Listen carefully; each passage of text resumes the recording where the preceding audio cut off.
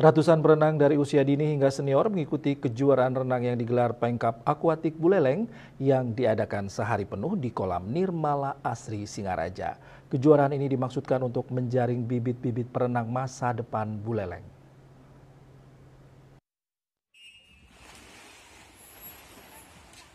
Pengkap Akuatik Buleleng gelar kejuaraan renang kelompok umur bertajuk Kejuaraan Den Bukit Cup pada Sabtu 12 Oktober di kolam Nirmala Asri Singaraja. Kejuaraan berlangsung sehari dengan melombakan 685 nomor dan melibatkan perenang dari usia dini hingga senior.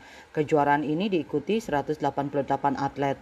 Sementara tujuan digelarnya kejuaraan untuk menarik minat anak-anak dan generasi muda Buleleng pada olahraga renang dan menumbuhkan bakat yang mereka miliki serta mendapatkan bibit-bibit perenang andal yang akan mewakili Buleleng dalam berbagai kejuaraan.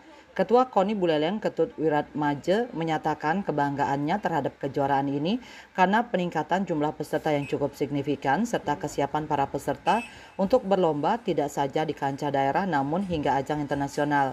Salah seorang peserta Lana dari klub Ambara yang sudah menggeluti renang selama 7 tahun menargetkan untuk mendapat medali sebanyak-banyaknya.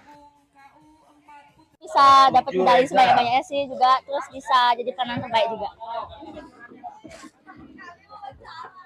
Udah nggak terhitung sih, kebetulan saya sudah renang 7 tahun, jadi udah nggak kehitung ini kejuaraan yang keberapa. Sudah pernah sebelumnya, sudah sering.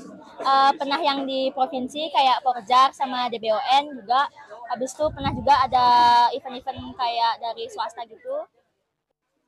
Selain Lana, banyak perenang pemula dan atlet yang turut andil dalam kejuaraan kali ini. Yasri Yuli, Bali TV.